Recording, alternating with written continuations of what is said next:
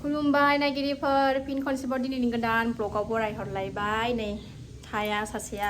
खर' लोबदों नालाय आङो ओंखायनो खर'आव नै खानाय रानैखाय आं खानानै लाथ'दों ओंखाम ओंख्रि संगासिनो दङ आङो दा नै सासेया थाया दिनै बाजानानैसो दङ मालाय हारसिंबो गेलेयाबो एखमबा जि खेजिङा खालायबाय थायो आरोना हारसिंबो थाया माबो थाया दिनैथ' समबार मिरामिस नालाय आलु टमेट' ओरै ओंखाम ओमफ्राय आलु टमेट' ओमफ्राय सजना दहाय फिसाजोखौ स्कुलाव दोनलांबा लाबोफादों नालाय बेखौनो निरामिस गोथाव जानोसैलाय आरोना थ' नायलांसोनांबा दिनैबो अननानै भिडिअखौ जोबजासिम जायफ्रा दैलि ब्लग भिडिअ आंनि भिडिअखौ नायनो मोजां मोनो आरोना दसेबाबो टाइम होनानै नायदोलाय आरो सोरबाफोर आंनि चेनेलाव गोदानबा आङो वेलकाम खालायो अननानै भिडिअसफोरखौ मोजां मोन्दोंबा नायनानैल' डाटा साबस्क्राइब खालामनानै ला बेल आइकनखौबो क्लिक खालाय जाहाथे आं गोदान भिडिअ आगारोबानो नोंथांमोननियाव नटिफिकेसन थांनाय बायदिथ' नायलांबाय थादो सनाफोर दिनै भिडिअखौ मा देखायलांनो हायो दिनैनि भिडिअनि गेजेरजों देखायनोसैलाय आरोना आङो आलासिबो फैगासिनो दं जोंहा बैसागु जानो आलासि फैगासिनो दं दा भिडिअखौ जोबजासिम नायलांबानो मिथिगोन आरोना सनाफोर थ' उन्दुनो ओंखारबाय नै सासेया उन्दुबाय ओंखाम संखांनानै ओमफ्राय टाउनावबो एसे फिसा फिसौ बाजार खालामनांगौ दं बेखौनो लायनो थांनांगौ आरोना थ' ओंखामखौ संनानै लागोनसै आं माबार थ' नायलां सनाफोर दे अननानै भिडिअखौ जोबजासिम बिसिनायाव दोनबाय आं सनाखौ नै थाबाय खुनुरुखुम बिसिनायाव दोननो हाबाय आरोना ओंख्रिया अर फिसा होनानै दोनदों आङो मोनथ'वाखै दाबो थाब जाखांनानै एसे ओंखाम जानानै टाउनाव ओंखारलांसै मोनबाय नै आंना सजना ओंख्रिया एवदबना लाखादोंमोन आरोना आं सिगाङाव ओमफ्राय नै होसनबायल' दा एसे एवगारनानै लायाबा बिदि आलुजों ज' एवफाबा गेब्लेजोबनो नागिरो ना ओंखायनो आं बिदि एवगारनानै लायो आरो गोरलैसो बारा जानाय नङा सजनायाबो ओंख्रिया मोनबाय सनाफोर ओमफ्राय एसे जानानै लागोनसै आरोना आं सना उन्दुनायावनो नङाबाथाय दा सानथि मटनखौनो मोनजानाय नङा दा गावनो सिखारबाय एसे दौनोसै ओमफ्राय टाउनाव थांसै आरोना ओमफ्राय फिसाजोखौ ओरै लानानै फैखानोसै स्कुलनिफ्राय जेबो गैया निरामिस खानानै बेजोंनो सजना जि जानो लुबैनानै दंमोन आं एबारसो दिनैसो फार्स्ट टाइम आरोना आङो बे बोसोराव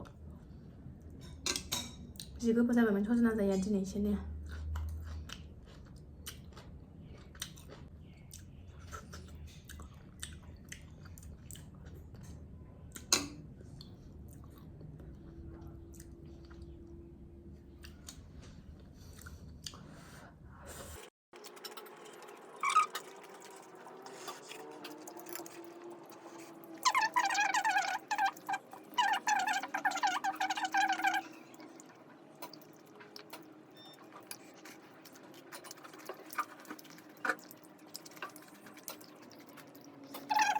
ओंखामबो जाखांबाय सनायाबो ओंखाम जाखांनायजों सिखारनायजों आरोना ओमफ्राय सनानोबो दौबाय आङो ओमफ्राय नै थुखैखांनानैबो लाबाय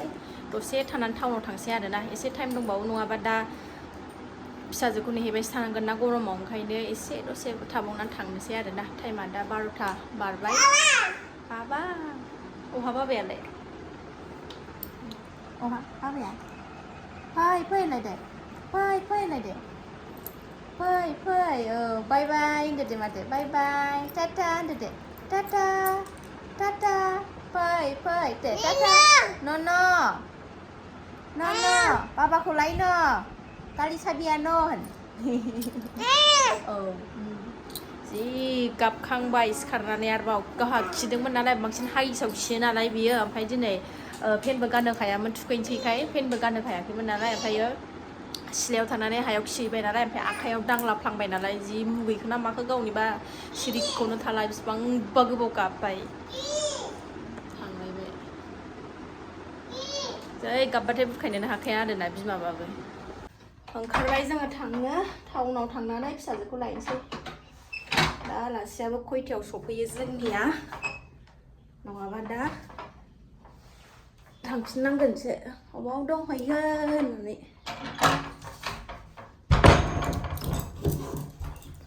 थाब थांगोननानै फैनोसै सान्दुंबो गोसाथार लायाबाबो जाया थाङाबाबो जाया लायनानै होफैग्राबो गैया नामा सफैबाय आङो नै डेलि मार्केटाव सेन्देल लानो नागिरदां लाखांबाय आङो नै थांबाय नै आंहा नाइटि लांफैदों आरोना आङो नाइटि एसे सेन्देल एसे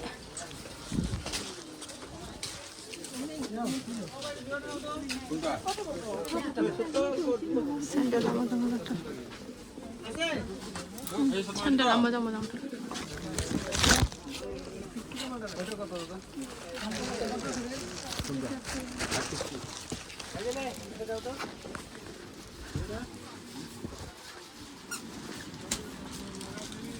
गस्लाफ्रा मोजां मोजांथार नै सिख्लाफोरना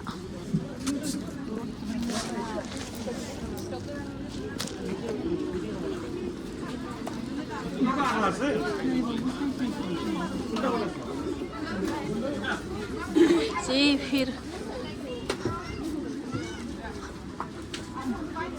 गस्लाफ्रा मोजां मोजां दंथारो सिख्लाफोर गाननो थांफिनसै आंहा बाजार खालामनानै डाइरेक्ट फिसाजोखौ लांनो फैखाबाय आङो नै स्कुलाव लानानै थांबाखानोसै टाइमाबो जाखाबाय नालाय 10 मिनिट दंबावो फिसाजोखौ लानानै न'आव सफैबाय ओमफ्राय दुगैनानैबो लाखांबावबाय आङो गरमथारमोन नालाय ओंखायनो ओमफ्राय आलासियाबो सफैगौ आरोना नुसिगोन र' दसे उनावनो जोंनि आलासिखौ ओंखाम जानोबावनोसै फिसाजोजों एसेबाव उखैबावबाय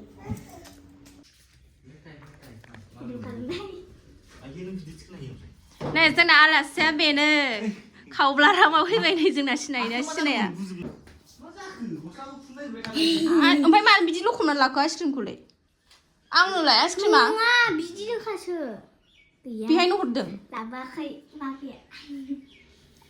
आइसक्रिमा गैला दिनैनि भिडिअखौ आं बावनो दोनथ'नोसै आरोना आलासिनो साहा थाहा फुदुंनानै होनोसै ना बेसेबांबा गोजाननिफ्राय फैदों बिसोरा दिनै मिरामिससो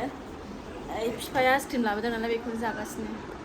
थ' सनाफोर बाय बाय नेक्स्ट भिडिअ थाबैनो लोगो मोनफिनगोन